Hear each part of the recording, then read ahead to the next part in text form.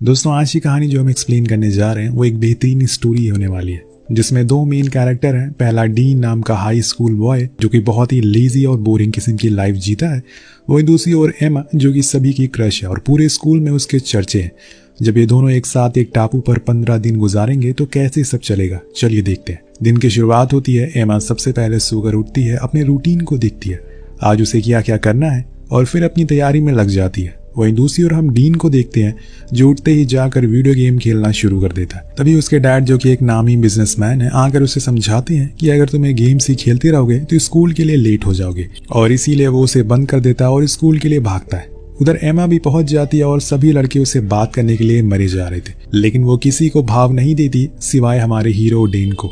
लेकिन डीन एकदम अकेला रहता और इसी वजह से उसका कोई दोस्त भी नहीं है। तभी एमा भी उसे कभी बात ही नहीं करती। हालांकि वो उसे पसंद करता है, लेकिन उसके अंदर इतनी हिम्मत ही नहीं है कि वो उसे जाकर प्रपोज करे। इसके बाद हम देखते हैं कि इनका प्रोफेसर आकर सभी को बताता है कि वो लोग उन्हें एक ट्रिप पर लेकर जा रहे हैं जो कि एक काफी अलग जगह पर होने वाली है, जहां पर हमें कुछ नए कल्चर के बारे में सीखने को मिलेगा। सभी बच्चे बहुत ही एक्साइटेड हो जाते हैं। तभी पीछे मुड़कर एमा की दोस्त कहती है कि तुम्हें पता है कि डीन के अमीर डैड ने उसको पैसे दे दिए हैं उसको इस ट्रिप पर जाने के लिए। लेकिन एमा उसे चुप रहने को कहती है, जिससे सभी लंच के लिए जाते हैं, जहाँ पर एमा की सारी दोस्त उसके साथ ही बैठी होती हैं और बातें करती हैं इस ट्रिप के बारे में। लेकिन वहीं डीन अकेला चुपचाप सेब छिल रहा था। ट्रिप पर जाने से पहले डीन के डैड उसे समझाते हैं कि वहां जाकर सभी से अच्छा बिहेव करना, वरना तुम मेरी वहां पर भी ना कटवा दोगे। तो डीन वादा करता है और सभी स्टूडेंट को देखते हैं जो कि उस आइलैंड पर पहुंच गए, जहां पर उनके साथ साथ और भी लोग थे जो एंजॉय कर रहे थे।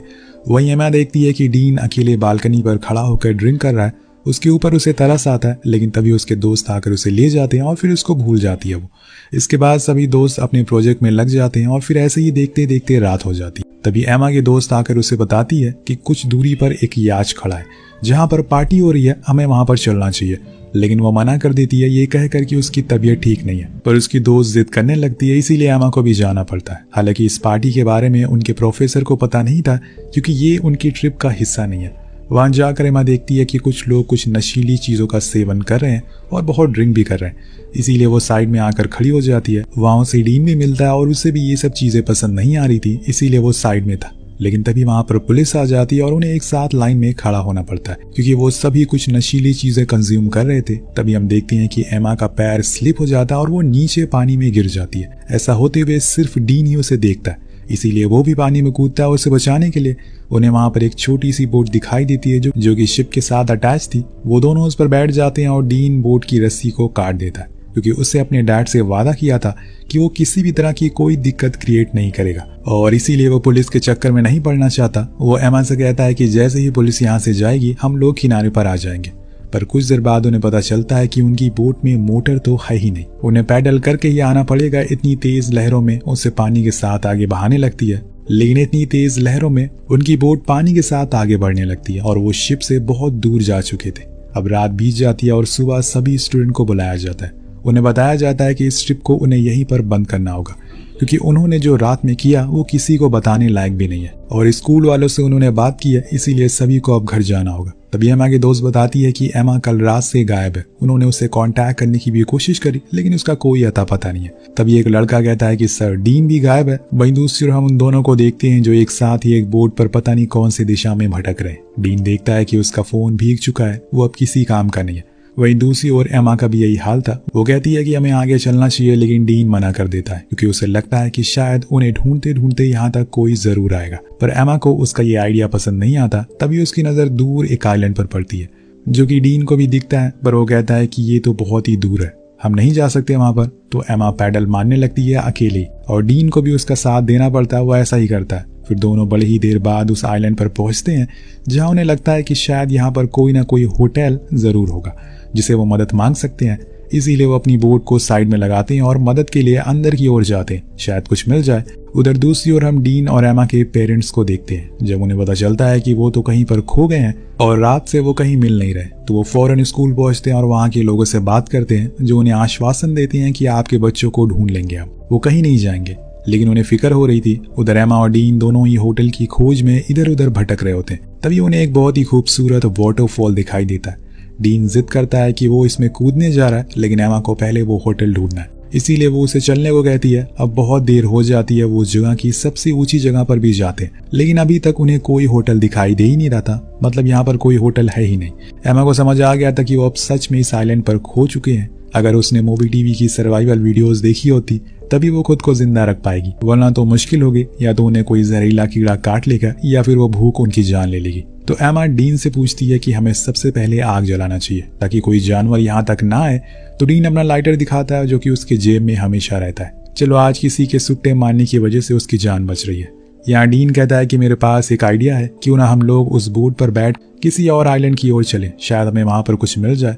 तो एमा को भी ये ठीक लगता है, इसीलिए वो दोनों किनारे की ओर जाते हैं। लेकिन वहां जाकर वो देखते हैं कि उनकी बोट वहां से जा चुकी है और ये देखकर उनके होश उड़ जाते हैं। असल में पानी की बहाव के कारण वो बह चुकी थी। अब बस बची थी तो वो लाइफ जैकेट, जो कि डीन उठा लेता है। अब वो भी जा चुका है। उधर हम डीन के पेरेंट्स को देखते हैं जो स्कूल आकर हंगामा करते हैं कि उन्हें लग रहा है कि वो लोग उनके बेटे को ढूंढने की कोई भी कोशिश नहीं कर रहे।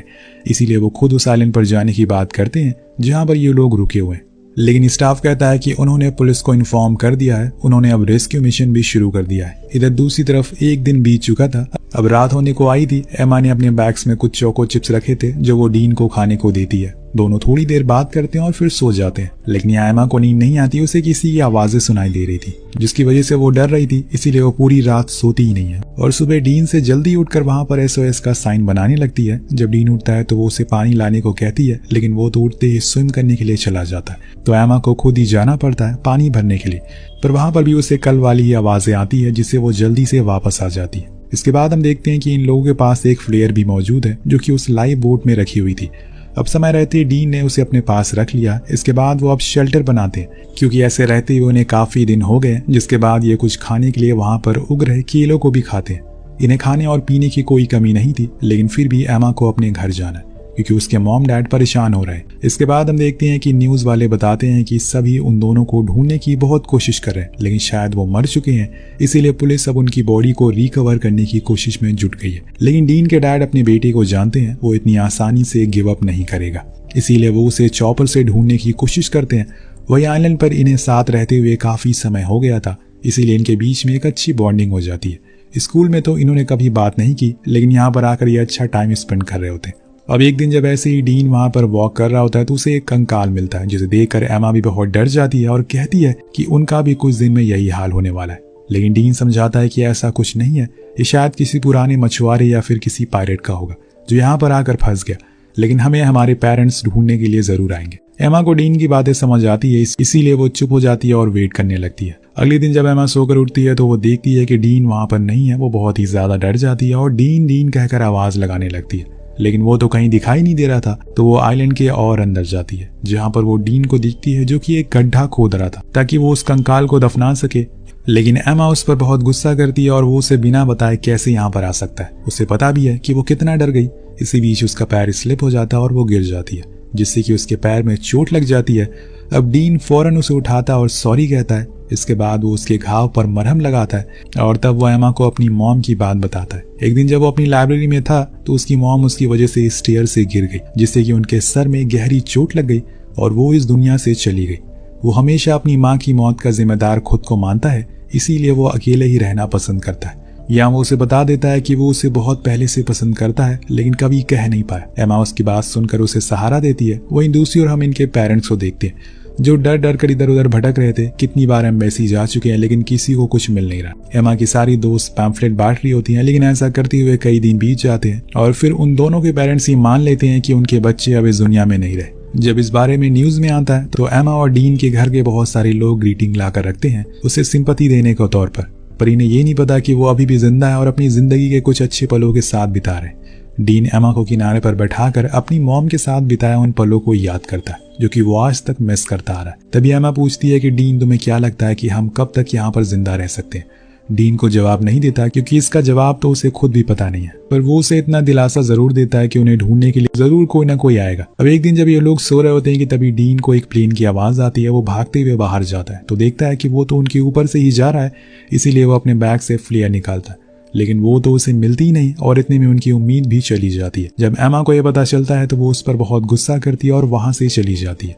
उसने उम्मीद अब छोड़ दी है कि वो अब अपने परिवार से फिर दोबारा कभी देख भी पाएगी, और उन्होंने उसे कब का मरा हुआ मान लिया होगा। इसलिए वो फिर से अपने घर को बनाने में लग जाती है। अब इतने में डीन को कुछ आवाज आती है। जब वो उसका पीछा करता है तो वो असल में एक ब्लैक पैंथर था जो उसे देख लेता और उसके पीछे पीछे भागता है। डीन भी खुद की जान बचाने के लिए भागता है। जब उसकी आवाज एमा सुनती है तो उसके पास आती है और देखती है कि डीन ने उस पैंथर को मार दिया है। अब वो यहाँ पर रहना सीख गया है। दोनों हर दिन कुछ मछलियां पकड़ते हैं और साथ में उसे खाते हैं। उन्होंने एक लकड़ी का प्रॉपर घर भी बना लिया है क्योंकि उन्हें यकीन हो गया था कि अब शायद उन्हें ढूंढने के लिए कोई भी नहीं आएगा। वहीं डीन के डैड उसे बहुत मिस करते हैं। वो बार बार उसके रूम में जाते हैं, लेकिन डीन तो वहाँ है ही नहीं।